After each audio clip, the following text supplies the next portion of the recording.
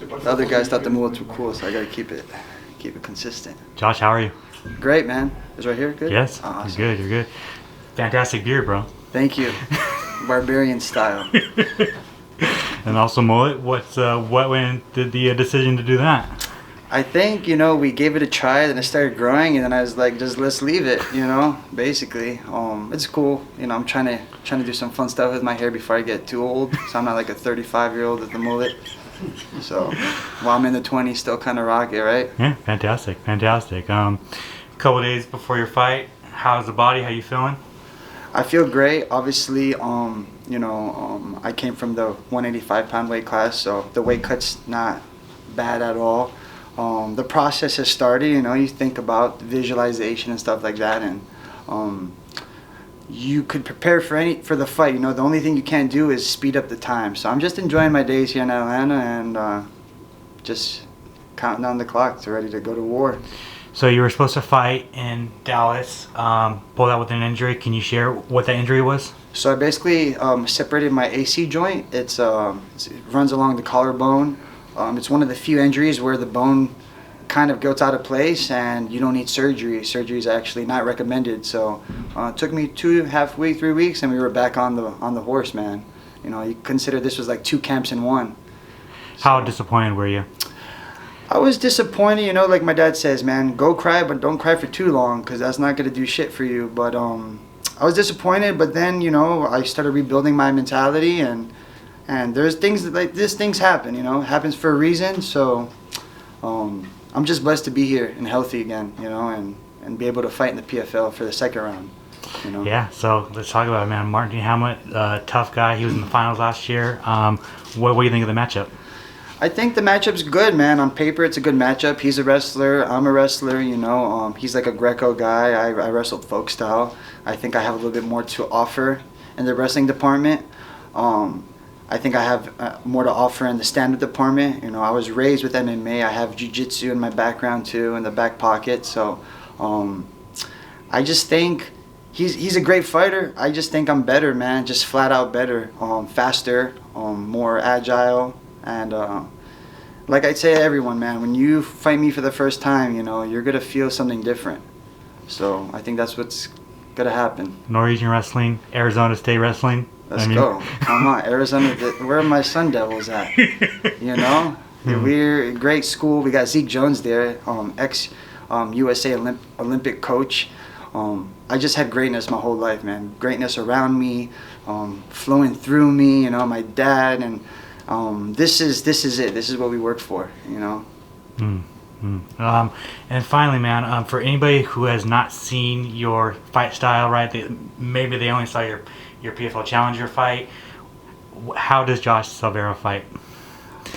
We like to say I play the drums, man. I don't just kind of play one little. We're playing the drums. It's everything. There's not plan A, B, or C. It's all one whole plan, Whatever the fight, I'm always ready for the war.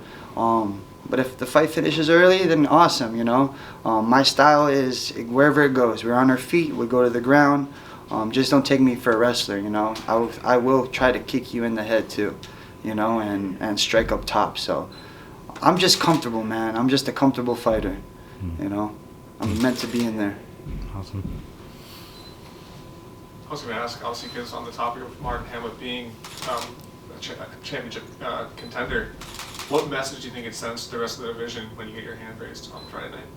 I think the division's already kind of got their eye on me, I've already trained with guys that were in the PFL season, so I've always been around, Shoeface is my teammate. Omari and I have scrapped plenty of times. And even the other guys in the different weight classes, I've been around the environment, so I think they're not going to be that surprised when I beat Hamlet, They're going to be expected of it to happen, and I think they're going to try to find a way to, stop my style or whatever. But, like I said, everyone knows kind of how I fight, how I do it. The thing is, can you stop it? So let's see when that time comes. And then, obviously, winning the Challenger Series, what are the emotions like when you get selected and get brought onto the roster? So they called me basically 2 days later and told me. So those 48 hours, I was a little like, man, that's like, you know, Brucey got the damn knee. God damn it. I was like, when did I go knee the guy in the face? You know, but I got the finish, and they called me 2 days later. And, of course, man, I freaking had that feeling of, like, I could go, you know, I'm part of, not even the $1 million. I could go continue my career, you know, in the big leagues and go start the next phase of my life, you know. It's just exciting because I've been doing this since I was a baby, man, literally a baby. So now I could kind of determine my future a little bit, you know. Obviously, we don't know what's going to happen, but it feels awesome when they gave me that phone call. Martin showed off a lot of top pressure in his first fight. Do you think he's going to be willing to initiate the grappling, knowing how skilled you are in that department? I think it's a very natural thing for him to go to his grappling, you know. From the fights I've seen him, you know, he doesn't really like attack the legs. He kind of just tackles you, and all the guys he's fought, they weren't straight grapplers. The only one was my teammate, and he got choked. So it's like, I'm not sure what to expect. I know he wants points too, so, and he's a big, strong guy. So I'm always expecting, you know, the unexpected, but I think he's going to go to his natural way, and he's going to try to wrestle. It's going to have, you know, you just won't turn into a fighter then overnight, you know. I think he's got to force the wrestling, and that's when we start swimming to the deep end, and we see who could tread the water longer, you know. So, with you being down points, is a finish? It has to happen. Yeah, in my mind, it has to happen, but smart first. You know, I'm not gonna try to force the finish and then go lose a fight. You know, I'm undefeated. That's a good perk on my side. So let's try to maintain that. Go finish this fight. Put the pressure. And the way I fight, I get finishes. You know, the one fight I didn't finish was a 5-round fight, and I was debating in my mind, should I turn it up or should I just kind of coast? And you know, I picked my choice to just go fight 5 rounds, get that experience. But I'm a finisher. You know, it'll just happen with a matter of time. And then finally, an American top team legend retired, Joanna. I just want your thoughts on her retirement. Man, the champ, man. We call her champ because she's something else, you know.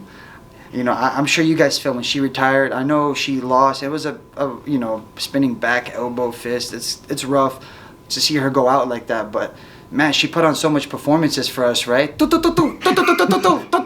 that sound effect, you know, like a little gremlin. So I think that's great, you know. I think she paid her dues, right?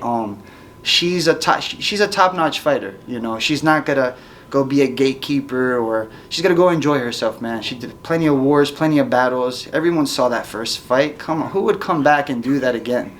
You know, so I think my hat's off to her, you know. I tip my hat off to her, and I congratulate her and for paving the way for guys like me and other fighters. So she's great.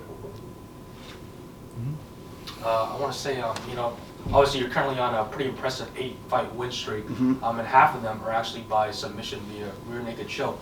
How susceptible do you think your opponent is to that technique? I think he's very I can't pronounce that word. Susceptible. Yeah, I think he is very susceptible to it. You know, my buddy Shoeface choked him out, and that's how I like to roll. It's a very low risk choke. I don't lose the position, and the best part about it is they give you the back. I don't go taking back. I wait for you to give me the back, and usually when someone's giving you the back is because we have these rules when we go in there, right? How to stand, chin down, hands up, chin down. When you get tired, those rules start to go out the window. And I think it's just a matter of time where he's going to start to do things that feel natural to him, and that's where I'll capitalize, you know. Okay. And I could definitely see a rear naked happening. Okay. You also mentioned, you know, when you're in the cage, you're kind of like it's like you're playing the drums. You're kind of going with the flow. Going with the flow. Yeah. But you also said, you know, you're kind of aiming for a finish. You're not going to rush it. Yeah. So ideally, is there like a certain finish that you would like, you know, for your opponent? Yeah, head kick. I love head kicks, man. It's nice. It smacks off the head. It gets that, you know, blood going. Of course, that's like in a perfect world, but I'm ready for anything, man. I'm ready for any sort of finish. The only thing I will not do is I won't. My IQ level is not gonna go down because I'm dying to go after him, and I'm gonna tire myself out, you know, in a matter of a minute and go crazy berserker style. That's not me. I keep a good IQ, get the job done, whether it's a war or it's nice and smooth. Okay, thank you. Yeah, yes sir.